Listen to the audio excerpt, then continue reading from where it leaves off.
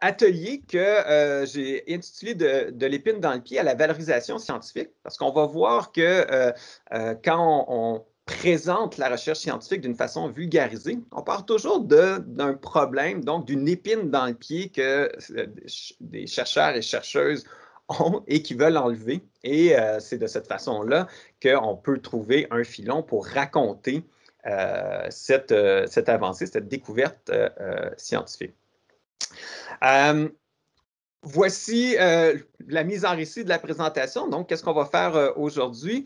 Je vais commencer par faire ce pont entre storytelling et vulgarisation, donc montrer que ces deux idées sont des paires complémentaires, donc sont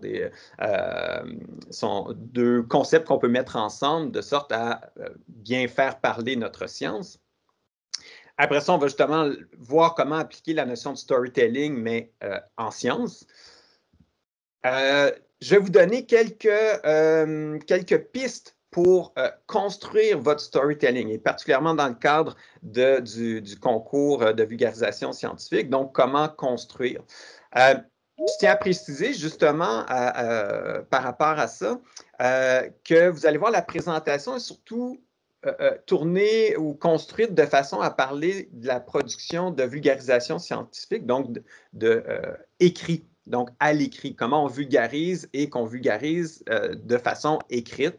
Bref, comment on construit une nouvelle qui va intéresser un lecteur non expert. Alors, mais les idées que je propose ici pourraient s'appliquer aussi à une présentation orale, à une présentation en classe, à d'autres formes de valorisation vulgarisée de la science. Mais on va quand même s'intéresser à la production écrite. Et comme je le mentionnais, on va terminer ça avec une période de questions et idéalement des réponses qui viendront avec. Période de questions qui seront réservées aux participants du concours. Donc, commençons par poser qu'est-ce qu'on entend par storytelling et qu'est-ce qu'on entend par vulgarisation et surtout comment ces deux idées-là se rejoignent et comment ces deux idées-là peuvent être complémentaires pour valoriser la recherche scientifique. Alors, qu'est-ce que la vulgarisation? Je pense qu'on a tous une vague idée, ou une idée peut-être plus précise pour certains, mais établissons quand même quelques éléments. Donc, la vulgarisation, c'est une communication publique de contenu scientifique qui suppose de rendre accessibles des connaissances spécialisées à des non-spécialistes. Alors ça, c'est déjà la première étape. Si vous avez déjà participé, vous avez déjà fait des articles scientifiques ou participé à des conférences scientifiques, on parle entre spécialistes, entre experts, et même des fois, dans ces cas-là, on ne se comprend pas. Alors, imaginons maintenant qu'on fait passer la science avec parfois des niveaux de complexité assez grands à un public de non-spécialistes. Alors ça, c'est notre premier défi et on va voir tout à l'heure comment on peut un peu mieux parler à ces non-spécialistes-là. Donc, rendre accessible des connaissances spécialisées à des non-spécialistes, de sorte à partager un monde commun, à maintenir la capacité pour tous et pour chacun de voir, à travers la diversité des points de vue, l'identité commune du monde. Alors, gros défi, mais pourquoi on rend accessible la science? C'est parce qu'on est entouré de phénomènes qui, certains s'expliquent bien, d'autres s'expliquent plus difficilement, mais en partageant la science, en partageant ce qu'on découvre, on peut se faire une identité, une vision commune du monde qui nous entoure. Bien évidemment, c'est un idéal. On a juste à voir en ce moment ce qui se passe au niveau de la vaccination, des complotistes, des gens qui considèrent que la Terre est encore plate. La vision commune du monde, elle est multiple et hétérogène. Mais plus on partage la science dans la plus grande objectivité possible, plus cette identité commune qu'on a du monde va pouvoir se stabiliser. Et donc, cette communication qu'on transmet à des non-spécialistes, elle est adossée au regard de l'expérience du monde de ce destinataire. Donc, ce qu'on appelle le savoir encyclopédique. Qu'est-ce qui fait en sorte que quand je parle de vaccination, quand je parle de maltraitance, quand je parle d'éducation, pourquoi les gens ne reçoivent pas l'information de la même façon? C'est parce qu'ils ont un savoir encyclopédique, donc une série de connaissances emmagasinées au fil de leur expérience, de leur vie. Et c'est ces deux choses-là qui se confrontent. Ça se confronte ensuite aux jugements culturels et sociaux, les croyances. Donc, ce n'est pas parce que je sais que le vaccin existe, donc c'est du savoir encyclopédique, mais je ne crois pas que ça fonctionne. C'est une croyance. Et du sentiment qu'il éprouve face au message et à son destinataire, ce qu'on appelle l'accord émotif. Alors, un médecin peut me parler de vaccin et je vais donc dire oui, je sais que le vaccin existe. Oui, je crois que le vaccin fonctionne. Et un médecin, c'est quelqu'un qui me semble crédible pour me parler de vaccin. Mais l'accord émotif peut être différent si c'est une vedette, si c'est un kidam dans la rue qui me parle de ses impressions sur le vaccin. Bien là, ça se peut que l'accord émotif ne soit pas tout à fait le même. Alors, c'est en ayant ça en tête, communication des non-spécialistes, qu'on essaie de construire une identité commune du monde, mais que tout ça est confronté, est adossé à des connaissances, des croyances et des attitudes, donc un accord émotif qui peut varier d'un individu à l'autre. D'où la difficulté de rendre cette communication, de rendre cette information scientifique recevable, acceptable pour un grand nombre de personnes avec, comme je mentionnais, des connaissances, des croyances et des attitudes différentes. Et le storytelling là-dedans. Donc, pourquoi parler de storytelling? Donc, le storytelling ou la mise en récit, je lis la définition avec vous, peut être considéré comme une solution à un problème d'intérêt commun, à savoir la façon de traduire la connaissance de quelque chose à transmettre, de façonner l'expérience humaine sous une forme assimilable à des structures de sens qui sont généralement humaines. Qu'est-ce que cette définition-là veut dire? C'est le storytelling permet de rendre quelque chose racontable et racontable dans une structure, dans une façon de présenter les choses qui est commune à la plupart des humains. À la plupart des humains parce que c'est notre schème de pensée, c'est notre façon de se faire expliquer les choses, la façon dont un récit est structuré. C'est comme ça qu'on assimile la connaissance depuis qu'on est au monde. Alors, vous voyez le lien entre storytelling et vulgarisation. Si on essaie de parler de sujets spécialisés à des non-spécialistes, ben, il faut leur parler dans une structure qu'ils vont rapidement reconnaître et qui vont être capables de mieux définir les informations qui sont là. Donc, le storytelling, c'est l'action de mettre en récit une information non fictionnelle, construire un lien narratif homogène entre des éléments d'une situation d'apparence hétérogène en utilisant les ressorts du récit. En clair, raconter quelque chose qui met en lien différentes étapes d'une démarche scientifique, différents éléments qui, on sait très bien quand on fait de la recherche, c'est jamais très linéaire la recherche, on découvre, on refait, on défait, on ouvre des nouvelles avenues. Donc tout ça est un peu hétéroclite, mais la mise en récit, le narratif homogène, c'est de rendre cette séquence d'événements-là plus claire en utilisant les ressorts du récit, c'est-à-dire en utilisant la séquence dont je parlais tout à l'heure. Et enchaîner ces éléments de sorte à marquer les esprits, à donner du sens à l'information. Parce qu'en plus, qu'on souhaite quand on fait de la vulgarisation, c'est oui, transmettre cette information-là, mais faire en sorte qu'elle marque les esprits de sorte à ce que je retienne l'information, après ça, que je puisse la réutiliser, en discuter avec d'autres, la partager. Quelque chose d'important à mentionner, ce qu'on essaye aussi, et ça c'est un peu le Saint Graal, on essaye de faire en sorte de ne pas juste transmettre l'information puis espérer qu'elle percole chez notre lecteur cible ou notre public cible ou notre citoyen, mais qu'il soit engagé en plus. C'est-à-dire qu'il ait envie de faire quelque chose avec cette connaissance-là, lui-même devenir un agent de relais, de propagation de la connaissance. Et donc, l'engagement, rapidement, c'est la motivation que quelque chose se passe et qui va procurer une expérience positive.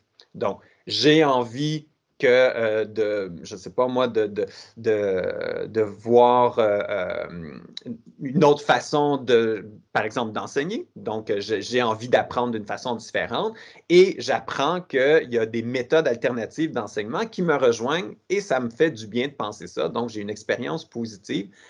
Et donc, l'engagement me donne envie de partager cette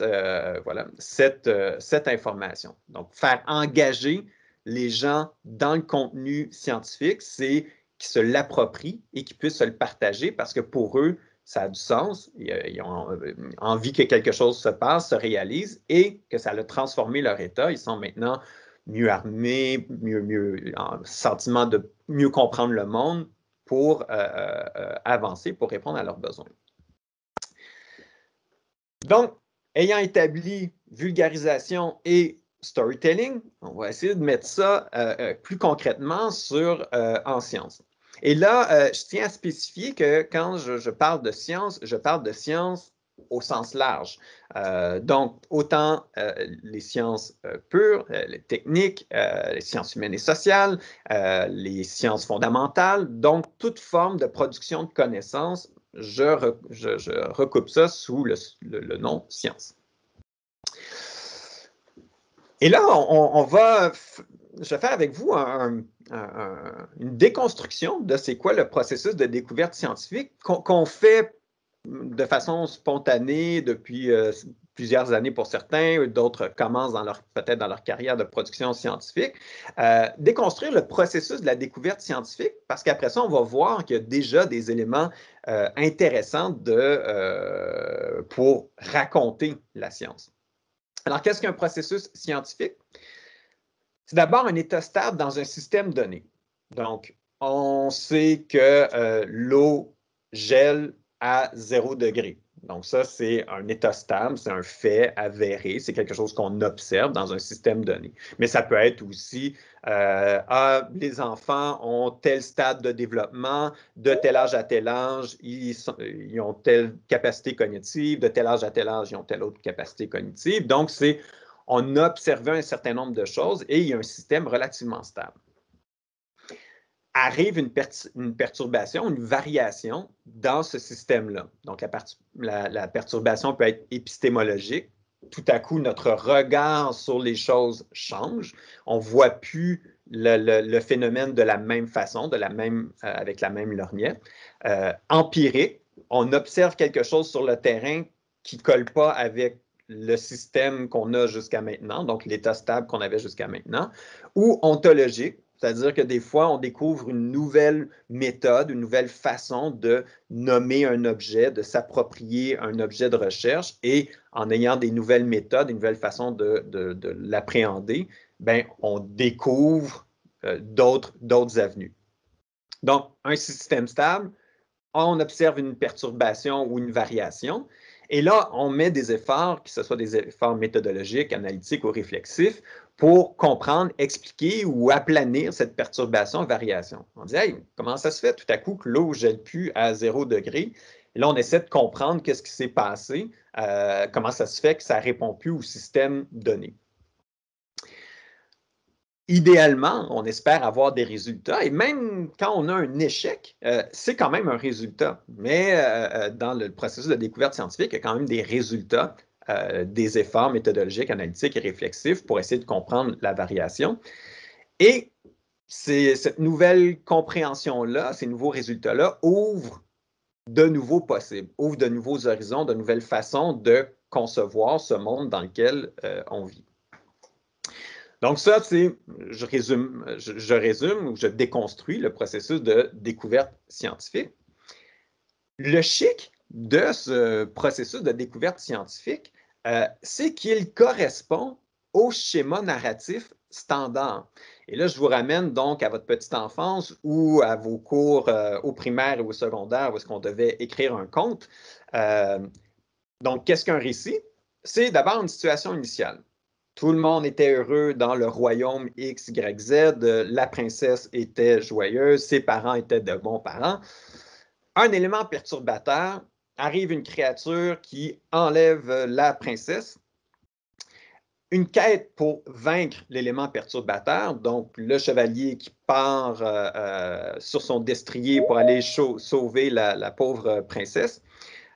Et dans cette quête, il y a un ou des héros, des adjuvants et des opposants, donc des gens ou des choses qui vont aider le héros et d'autres qui vont s'y opposer. Des objets magiques, des objets qui vont servir à sa quête, une victoire ou en tout cas un résultat. Et finalement, un nouvel avenir. Ils se marièrent et eurent beaucoup d'enfants et le royaume devint prospère. Ouh, la bête a ravagé le royaume et tout le monde a été triste jusqu'à la fin de leur jour. Mais au moins, il y a une nouvelle. Dans un cas comme dans l'autre, il y a un nouvel avenir.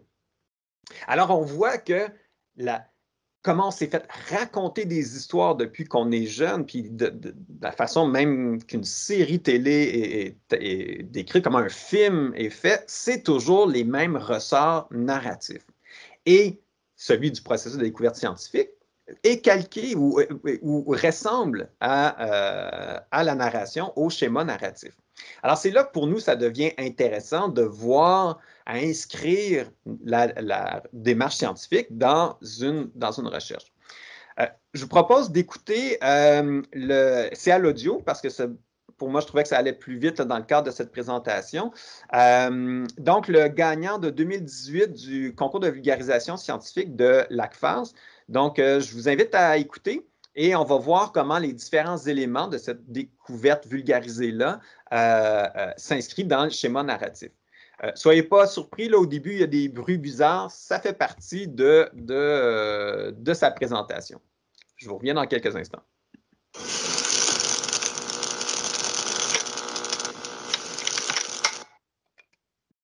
Quand on y pense, c'est incroyable à quel point tout ne tient parfois qu'à un simple fil de métal. Le transport de ma voix jusqu'à mon ordinateur et de votre ordinateur jusqu'à vos oreilles. Mais beaucoup plus que cela. Il vous suffit de regarder autour de vous, dans les ampoules qui vous éclairent au plafond, dans votre chauffage, vos appareils électroménagers et électroniques. Regardez même dehors. Vous les verrez pendre de poteau en poteau sur des milliers de kilomètres. Tout notre environnement est rempli de cette toile de fond métallique. La raison pour laquelle nous nous encombrons d'autant de métal, c'est que nous sommes dépendants de l'électricité pour tout le confort qu'elle nous apporte. Et par le fait même, nous sommes dépendants de ces matériaux qui ont la propriété de transporter l'électricité efficacement là où nous en avons besoin. On les appelle les conducteurs.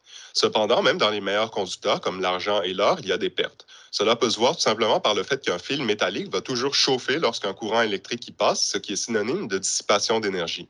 Et cela a un coût puisqu'on estime que jusqu'à 15% de l'électricité produite s'évanouit dans la nature de cette façon. Rien n'est parfait donc. Rien n'est parfait, ou presque.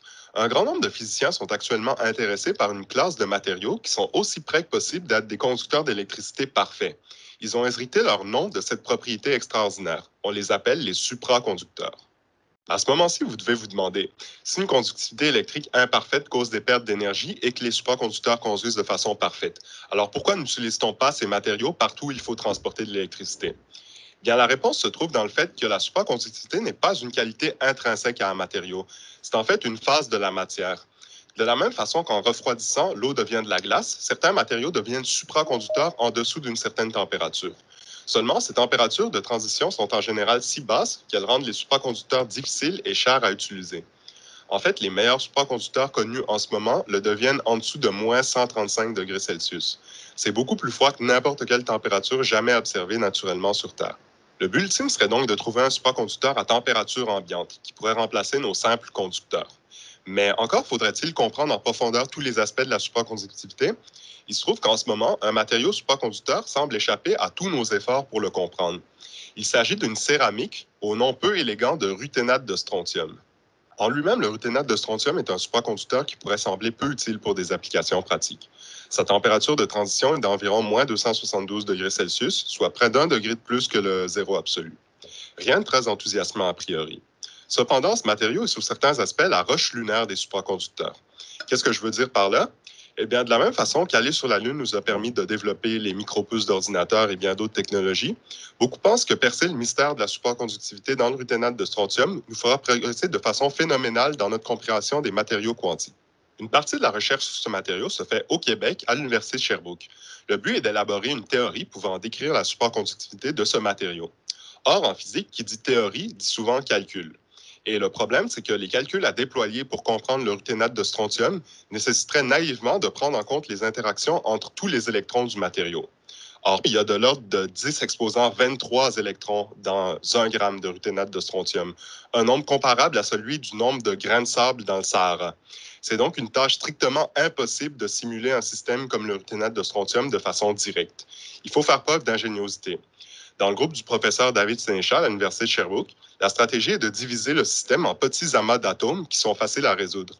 Ensuite, en considérant les liens entre ces amas de façon astucieuse, on peut avoir une vision approximative du comportement des électrons dans le matériau, diviser pour régner en quelque sorte. Même si cette approche est prometteuse, il nous faudra encore du temps pour résoudre le casse-tête du ruténate de strontium et éventuellement obtenir des supraconducteurs à haute température. Pas de quoi dire adieu à nos fils de métal bientôt, donc. Donc, dans cet exemple, si on reprend notre schéma narratif, au début, donc, il commence, il résume, ou on pourrait résumer son introduction en disant notre confort dépend des fils. Donc, ça, c'est la situation initiale. On est confortable, on a de l'électricité et il y a comme des personnages qui sont les conducteurs, les fils, donc qui transmettent cette énergie. L'élément perturbateur, c'est le 15% d'électricité qui s'évanouit dans la nature. Donc, l'élément perturbateur, c'est oui, mais notre confort tient un système imparfait. Ensuite, la quête, c'est tout ce qui a trait à la recherche sur les matériaux conducteurs parfaits, donc le supraconducteur à température élevée, la théorie derrière le ruténate de strontium. Donc, ça, c'est la quête. Donc, trouver la théorie qui est derrière la supraconductivité du ruténate de strontium, ça, c'est la quête. Les héros, l'Institut quantique, sous la direction de David Sénéchal. Les opposants, la température, le système d'électrons qui est immense, et l'adjuvant, donc un personnage qui peut nous aider à résoudre la quête, la supraconductivité, c'est le ruténate de strontium. La victoire, dans ce cas-ci, qui est partielle, c'est difficile, mais on a ce qu'on a découvert ou ce qu'on fait, nous, c'est qu'on a trouvé une méthode pour diviser le système, et il le dit bien, diviser pour mieux régner. Donc, on divise le système complexe d'électrons pour mieux le comprendre par petites parcelles. Et bien, le nouvel avenir, il est potentiel, mais pour l'instant, on n'y est pas encore. Donc, il y a dans cette... là, c'est sûr qu'on l'écoutait à l'audio, fait qu'il y a des choses qui, des fois, sont plus difficiles à retenir, mais on a quand même un schéma narratif assez clair. Situation initiale, on a un confort qui est basé sur des fils, éléments perturbateurs. Ces fils-là sont imparfaits parce qu'ils sont faits d'un matériau qui perd de l'énergie ou de l'électricité qui s'évanouit dans la nature. La quête, comprendre le ruténate de strontium pour comprendre comment la supraconductivité fonctionne à l'intérieur de ce matériau-là. Avec l'Institut quantique, par contre, c'est compliqué parce que c'est des températures très basses et un système très complexe. Mais la victoire partielle, c'est qu'on a trouvé une façon de diviser ce système-là et pour potentiellement découvrir la supraconductivité. Fait que juste en ayant les éléments du schéma narratif, je suis capable de reconstruire la percée ou la proposition scientifique qui est là et l'avancée qui est proposée. Même si je n'ai pas tout retenu, tous les détails techniques, je suis capable de restituer cette information scientifique-là parce qu'elle est construite, somme toute, dans le schéma narratif traditionnel. Alors, comment justement on construit ce récit-là? Je rappelle quand même quelques faits évidents, mais encore là, pas nécessairement ou pas seulement pour se les rappeler, mais pour les intégrer dans notre démarche. Donc, des types de textes scientifiques, il y a plusieurs choses, soit des états de la question, donc on a fait une recension des écrits pour voir qu'est-ce qu'on sait sur un sujet donné. De la recherche originale, donc vraiment une production scientifique qui permet de faire un apport à la connaissance. Commentaire, essai, donc on est moins dans la démarche scientifique plus que dans l'observation sur le long terme de phénomènes, puis qu'on pose un commentaire et on propose des nouvelles directions sans nécessairement les établir par la démarche scientifique. Et les notes de lecture, bon, j'ai lu un texte, j'ai lu un livre, et voici, je vous en fais un résumé. Mais qu'importe le type de texte, on a toujours un contexte social, politique, culturel, scientifique, légal, technologique. Bref, on a un contexte dans lequel s'inscrit cette recherche-là. Une position de l'auteur, donc qu'est-ce que l'auteur, par rapport à ce contexte-là, veut expliquer, veut démontrer, veut prouver, veut avancer. Des concepts et des théories pour permettre d'établir sa position. Donc, si je suis en rupture avec ce qu'on sait jusqu'à maintenant, bien, sur quoi je l'établis. Et bien sûr, un apport scientifique et ou social. Donc, qu'est-ce que j'apporte à la connaissance et qu'est-ce que j'apporte à la société? Alors, ce qu'il faut faire quand on lit un article scientifique qu'on veut vulgariser, ou un article, un livre, une recherche, mais bref, qu'on veut vulgariser la science, il faut, bon, le résumé ou l'abstract reprend les grandes divisions. Donc, déjà là, on peut repérer les éléments que je viens de nommer. Dans l'introduction et la problématisation, des fois, c'est divisé, des fois, c'est dans la même séquence, mais donc, on place le contexte. Qu'est-ce qu'on sait? Quelle est la problématique à étudier? Quelle est la position de l'auteur ou des auteurs par rapport à ce contexte? Donc, la fameuse variation dont je parlais tout à l'heure, c'est souvent là qu'elle est posée. Donc, on observe que ce n'est pas comme ce qu'on sait jusqu'à maintenant, ou ça mérite une nuance, ou ça mérite d'être changé, ou à l'inverse, ça mérite d'être continué à explorer. On fixe les hypothèses ou les a priori de recherche. Donc, compte tenu de cette variation-là, on pense qu'on devrait découvrir telle chose ou qu'on a telle hypothèse que si on applique tel phénomène, il va arriver telle chose. Ou un a priori de recherche dans le cas des approches qui ne sont pas dites hypothético-déductives, donc qui sont plus de type inductif. Par exemple, ben, il est important d'explorer la relation entre, je ne sais pas moi, le confinement et la performance scolaire. On peut émettre une hypothèse que ça a un lien direct, mais on peut vouloir juste comprendre quels sont les facteurs qui vont changer la motivation scolaire en temps de confinement. Donc, ce n'est pas tant une hypothèse qu'un a priori ou une voie exploratoire, et la division de l'article qui habituellement nous dit qu'est-ce qu'on va trouver dans l'article. Ensuite, on a la méthode, les résultats. Je vais quand même passer assez vite là-dessus parce que je pense que c'est des choses que vous connaissez. La discussion, où est-ce qu'on revient sur les résultats et qu'on confronte avec le contexte, les hypothèses et la littérature existante. Et finalement, bon, la conclusion dans laquelle on fixe les apports, les contributions, les limites et les avenues de recherche. Ces éléments-là nous permettent justement de repérer les éléments clés du récit. Donc, la situation initiale, on va la trouver dans l'introduction et dans l'état de la question. Parce que c'est là qu'on dit, bien, voici ce qu'on sait jusqu'à maintenant et voici de quoi le système, il est fait en ce moment. Dans votre... Puis là, on commence déjà à faire le pont vers la vulgarisation. Quand vous exposez la situation initiale et que vous posez cette situation initiale-là, essayez de faire des références avec une situation potentiellement connue du lectorat. Ce qu'a fait dans la présentation qu'on a entendue, il a dit, ben, c'est fascinant comment tout ce qui nous entoure tient à un fil. L'électricité, le fil de mes écouteurs, les ampoules électriques. Donc, ah oui, OK, je comprends qu'il y a des fils et de l'électricité qui passe dans les fils. Parfait, je comprends la notion, ou je peux me faire une idée concrète de l'électricité qui passe dans des fils. L'élément perturbateur, souvent, c'est également dans l'introduction, dans la problématisation, où est-ce qu'on va formuler la question de recherche, parce qu'on va dire, bien, il y a quand même une variation ou une perturbation qui est présentée là. Alors, il faut aller la chercher. Une bonne façon de formuler dans votre article vulgarisé, c'est de le formuler comme un défi. Un défi qui peut commencer par la phrase « Comment faire pour ».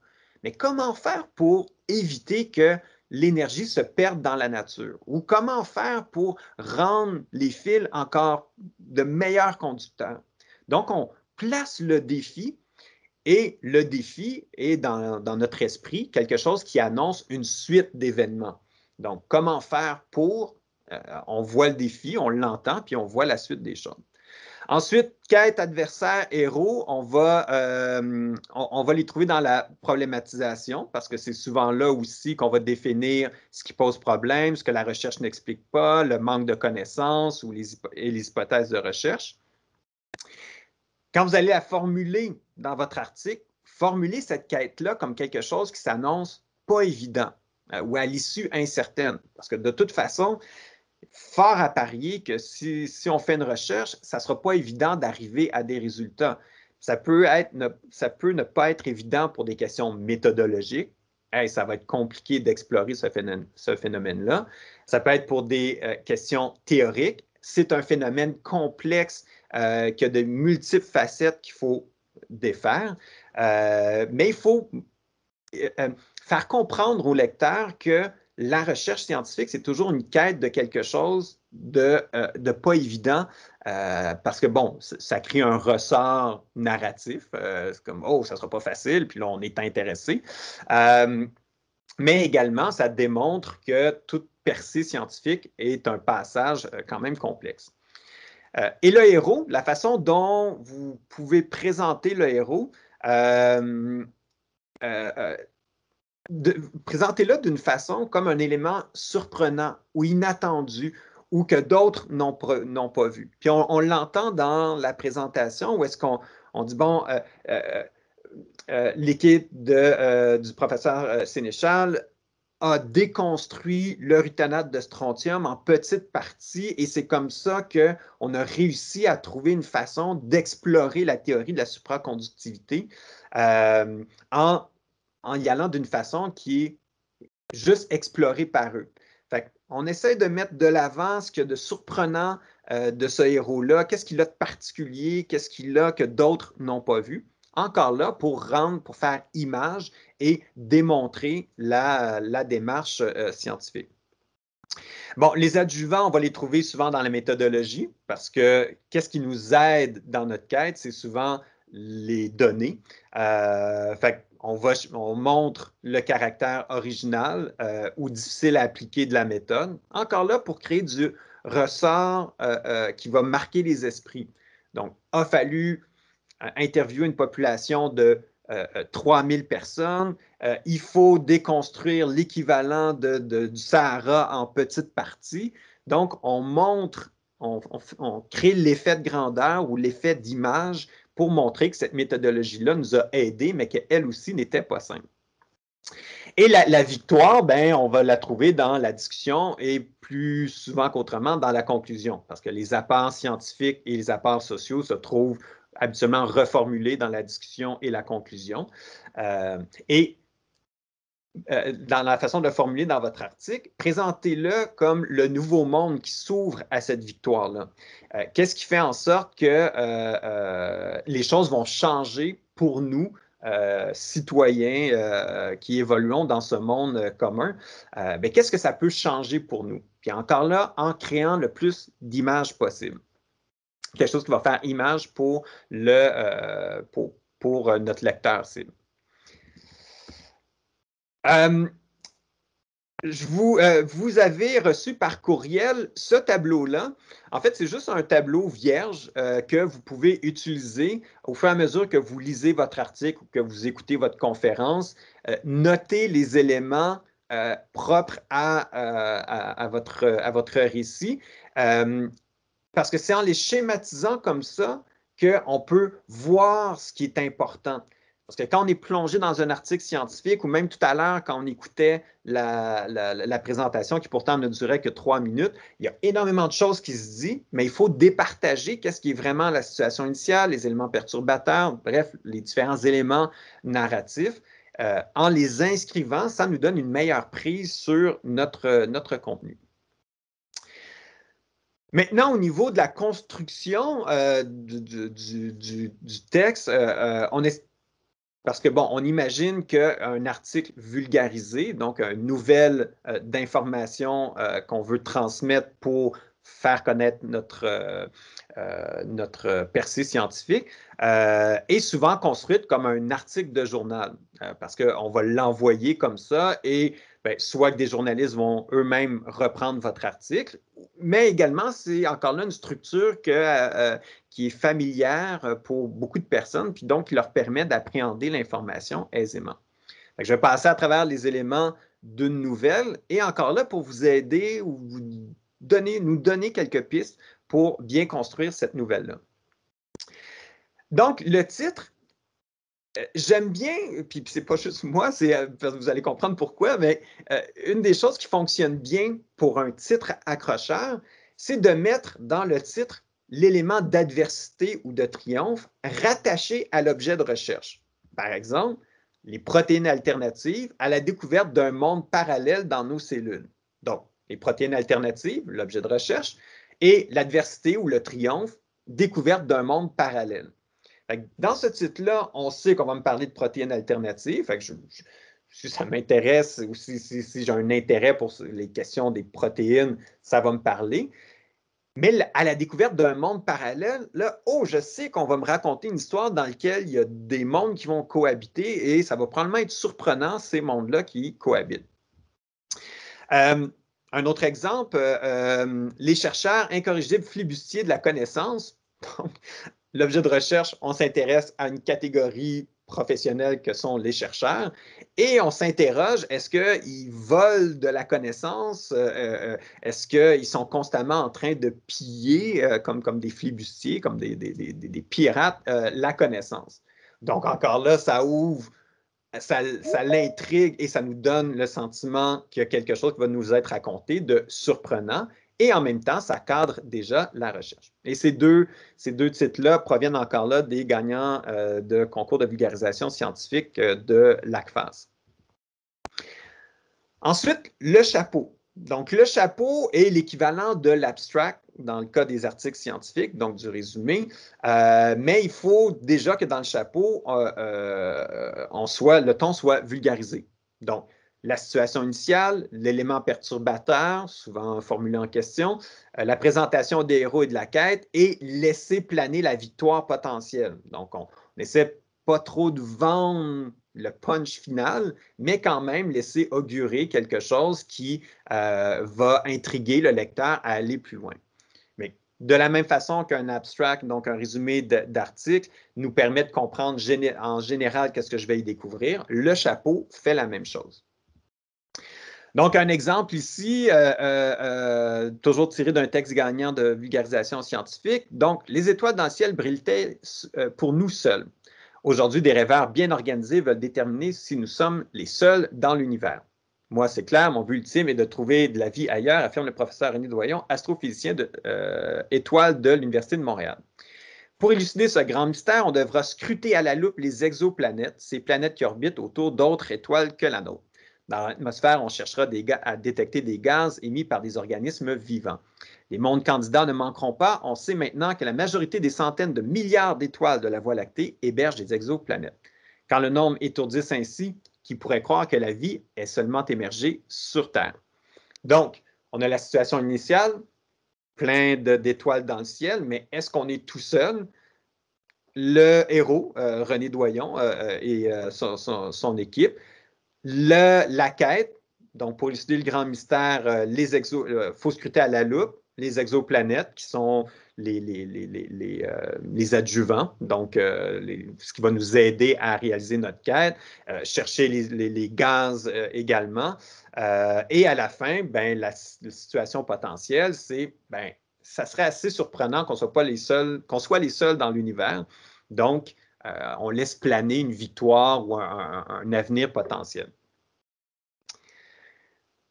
Le corps du texte, donc une fois qu'on a notre titre, qu'on a notre chapeau qui place en contexte, puis en même temps nous rend intéressés à lire la suite, bien là, on construit le texte.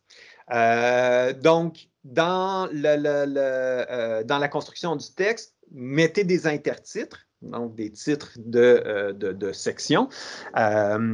qui sont évocateurs du moment du récit ou des éléments importants.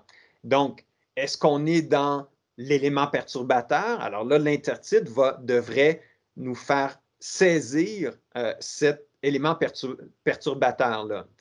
Donc, un intertitre qui va nommer c'est quoi la perturbation et ou les héros qui sont dedans ou les opposants, mais bref, un intertitre qui démontre qu'à partir de maintenant, on va parler de ce qui vient de changer dans le système et ce qui est intéressant dans ce changement de système-là.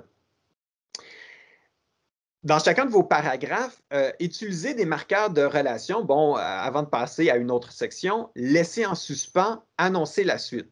Donc, si, par exemple, on dit, on explique que, bon, dans le système solaire, il y a énormément d'étoiles, mais est-ce que nous sommes les seuls? Et qu'après ça, on dit, non, parce qu'il y a de ces planètes qu'on appelle des exoplanètes et qui pourraient receler la vie. Donc là, on termine le paragraphe avec ça, on laisse en suspens. Et là, le prochain paragraphe, ben, on suppose qu'on va, après ça, nous dire effectivement, les exoplanètes sont ceci, sont cela, on peut découvrir des gaz. Mais d'un paragraphe à l'autre, j'ai des marqueurs de relation qui me gardent intéressé et qui me donnent envie de lire la suite parce que ça s'enchaîne selon, encore là, les moteurs du récit, une série de péripéties. Et les premières phrases d'une nouvelle section devraient être un nouvel élément de la quête. Donc, quand vous changez de section, donc quand vous faites soit un nouveau paragraphe ou une nouvelle section avec un intertitre, la première phrase, on doit rapidement montrer qu'est-ce qu'il y a de nouveau. Donc, où est-ce qu'on est rendu là, dans le récit qui est une autre péripétie dans ce récit-là. Et la conclusion, ramenez la ligne narrative de votre article. Donc, les grandes étapes, quelle est cette histoire-là qu'on a racontée? Rappelez la victoire ou le changement à prévoir. Voici en quoi ça va changer nos vies. Et soulignez le monde nouveau qui s'ouvre avec cette victoire tel qu'il se trouve dans l'article, mais toujours en faisant image avec des choses que le lecteur connaît. Donc, il va pouvoir faire un parallèle avec ce qu'il connaît. Et là, peut-être vous êtes tombé sur un article ou sur une recherche ou vous-même participez à un groupe de recherche, puis vous avez l'impression que ça raconte rien. Soit parce que on est peut-être dans un article théorique qui essaie de démontrer différentes théories, puis comment ces théories-là s'entrecoupent, comment elles se critiquent entre elles. Donc, qu'il n'y a pas un apport scientifique et social clair, mais il y a toujours une démarche scientifique de toute façon. Alors, si l'article, vous avez l'impression qu'il ne raconte rien, trouvez une analogie ou une métaphore pour illustrer la découverte. Donc, est-ce que c'est un combat entre deux écoles de pensée? Et si oui, ben ce combat-là, il est fait de quoi? Pourquoi ces deux écoles de pensée-là se battent? Est-ce que c'est parce qu'un mystérieux adversaire, donc une troisième école de pensée qui vient de s'insérer, qu'on n'avait pas vu venir? Est-ce que la métaphore, c'est une plongée dans un monde nouveau, donc que ça nous fait découvrir quelque chose qu'on n'avait jamais vu de cette façon-là avant? Bref, s'il y a eu une production scientifique, c'est assurément parce qu'il y a un apport. Et s'il y a eu un apport, bien, ça veut dire qu'il y avait un système donné dans lequel on a découvert une variation et que cette variation-là a été explorée de différentes façons. Alors, des fois, c'est juste que l'histoire, la suite logique qui a mené à la découverte, elle n'est pas claire, mais la démarche scientifique pour arriver à cet article-là ou à cette découverte-là, elle est la même quand même. Alors, comment chercher cette métaphore ou cette analogie-là? Vous pouvez vous demander quel est l'impact pour la population en général. Puis quand je parle de population, oui, ça peut être la population, le Québec au complet ou le Canada au complet, mais ça peut être aussi une population donnée de personnes, les aînés, les enfants, les parents. Donc, on essaie de trouver quel impact ou quelle émotion ça pourrait produire pour cette population-là, ou quelles sont les tensions dans la recherche. Parce que quand on découvre soit l'impact, soit l'émotion ou soit les tensions, on peut faire des parallèles ou donc faire des analogies avec d'autres phénomènes ou d'autres aspects connus par le lecteur. Et je vais revenir là-dessus, là, sur la notion d'analogie.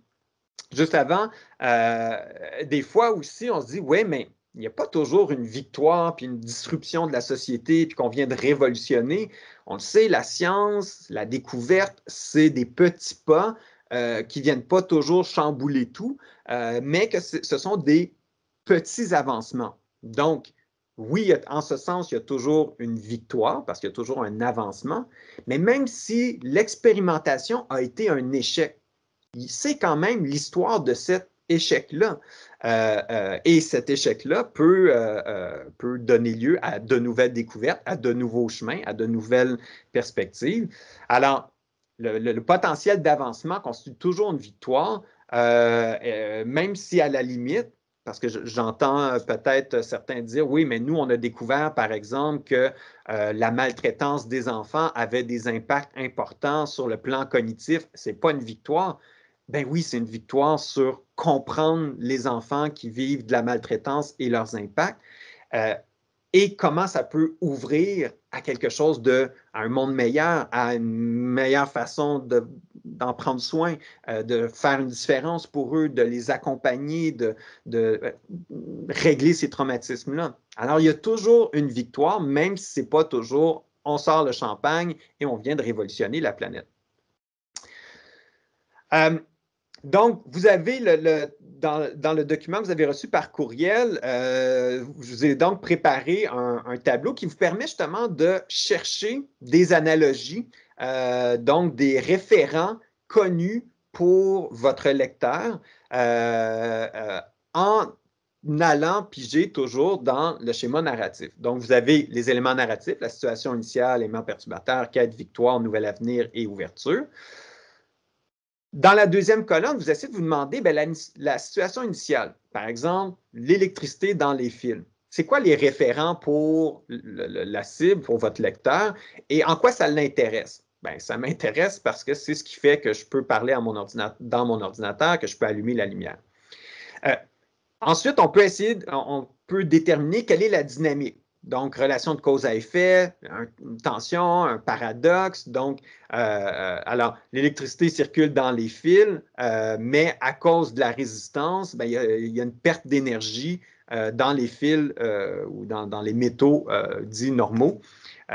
Donc, c'est quoi on identifie la dynamique, puis on peut se demander quel autre système a cette dynamique. Dans quel autre système je retrouve la notion de quelque chose qui me freine et qui me fait perdre de l'énergie? Est-ce que c'est dans le sport? Est-ce que c'est dans... Donc, on essaie de trouver un autre système qui explique cette tension-là. Et après ça, on peut faire un exercice pour essayer de voir, bon, mais si ce référent-là qu'on a identifié, c'était une personne, à qui je pense? Est-ce que c'est un super-héros? Est-ce que c'est un personnage mythique, un dieu grec quelconque? Si c'est un objet, si c'est un animal, si c'est un élément de la nature. Bref, on essaie de faire des correspondances pour rendre le complexe plus concret ou rendre l'abstrait plus concret. Par exemple, quand il nomme le fait que le système d'atomes du ruthonate de strontium, c'est 10 à la puissance 23, bien, il dit c'est comme le Sahara. Ah, OK, parfait. J'ai une bonne idée de ce qu'est le Sahara. Fait que ça, c'est un autre tableau pour systématiser votre pensée, rendre concret ce qu'il y a dans votre tête puis ce qu'il y a dans l'article aussi, pour peut-être en faire une référence. Je terminerai en vous mentionnant que pour ceux qui participent au concours, vous avez sur le site du concours de vulgarisation le guide de rédaction d'une nouvelle scientifique. Il y a d'autres conseils, il y a d'autres façons pour vous aider à rédiger. Et je termine avec des mises en garde. Le storytelling, ça ne veut pas dire embellir ou changer la réalité. Ça ne veut pas dire là, créer une histoire là où il n'y en a pas ou embobiner les gens en leur racontant. On n'est pas de l'ordre de la légende ou du conte. Le storytelling, c'est une structure narrative. Donc, il ne faut pas changer la réalité, il faut juste la présenter dans une structure qui va donner du sens à l'information puis qui va être mieux assimilée, mieux comprise. Le storytelling, c'est pas écrire un roman ou faire de la littérature. Donc, il ne faut pas tomber dans, justement, avoir une métaphore filée où est-ce que je commence en racontant l'histoire d'une princesse, et puis cette princesse-là s'appelait Rutanate de Strontium, et puis elle possédait en elle le don de transmettre l'électricité. Non, là, ça va être un cafouillis total, puis on va perdre à la fois du sérieux, puis l'aspect concret de la recherche. Donc, ça ne veut pas dire faire de la littérature. Le storytelling, ce n'est pas une recette. Donc, oui, il y a des étapes à suivre, mais comme toute recette, des fois, il faut doser les ingrédients. Des fois, il y a certains ingrédients qu'on ne trouve pas. Donc, il faut être flexible par rapport à cette structure-là, mais elle nous sert de guide pour quand même construire notre information vulgarisée, donc notre nouvelle scientifique. Et le storytelling demande de la pratique. Donc, de la pratique à la fois en pratiquant à décortiquer une nouvelle scientifique, donc une recherche, puis essayer de repérer les éléments importants. Puis ça demande de la pratique dans la rédaction elle-même. Donc, en faire plusieurs, tôt ou tard, on finit par maîtriser la mécanique et maîtriser la mécanique telle qu'elle est intéressante pour la cible.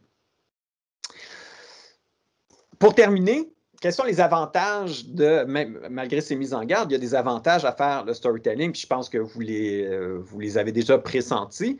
À la rédaction, ça permet de discriminer les éléments importants d'une situation. Entre autres, les tableaux que je vous ai donnés nous permettent vraiment de pointer qu'est-ce qui est vraiment important dans une découverte. Bien sûr, tout a servi à faire avancer la connaissance et à faire cet apport social et scientifique, mais quels sont les éléments importants, surtout pour un public de non-experts? Ça donne un canevas pour organiser l'information, donc dans quel ordre je vais faire les choses.